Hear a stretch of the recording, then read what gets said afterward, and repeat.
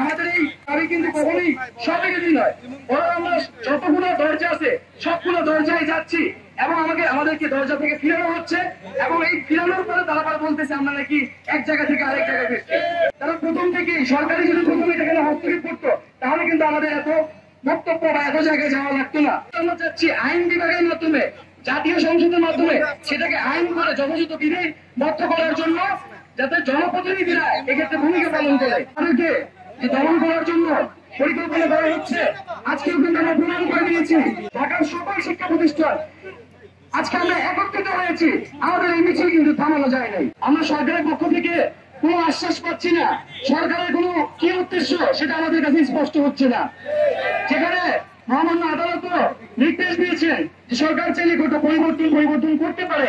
আজকে আমরা মহামান্য রাষ্ট্রপতির কাছে এসেছি রাষ্ট্রের অভিভাবক হিসেবে। আমরা চাচ্ছি সরকারের কাছ থেকে যেহেতু আমরা আশ্বাস পাচ্ছি না, আমরা চাই তিনি হস্তক্ষেপ করে জাতীয় সংসদে আমাদের যে এক দফা দাবি সেই এক দফা দাবির প্রেক্ষিতে আইন পাশ করতে ভূমিকা রাখবেন এবং প্রয়োজনে জরুরি অধিবেশন আহ্বান করবেন। আমরা চাচ্ছি না কোন ধরনের কঠোর কর্মসূচি, কোন ধরনের জনধর্ম কর্মসূচি যেতে আমাদেরকে বাধ্য করা হোক। যেখানে আমরা বলছি যে 18 সালের পরিবর্তন নয়, সকল রেটেই কোটা সংস্কারের যে এখতিয়ার সেটি কেবল সরকারি এখতিয়ার। আমাদেরকে বলা হচ্ছে আমরা নাকি দাবি পরিবর্তন করছি, আমরা নাকি কার কাছে দাবি করবো সেটাও পরিবর্তন করছি। আমরা প্রথম থেকে আমাদের বক্তব্য খুবই স্পষ্ট।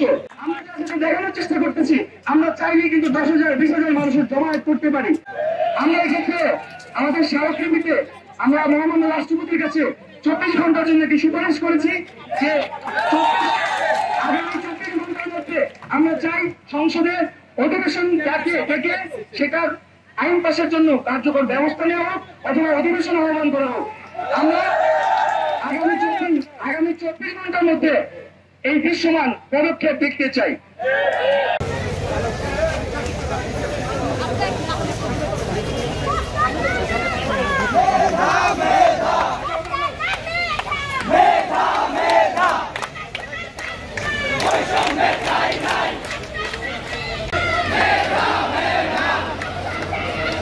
বৈষম্য দূর করো।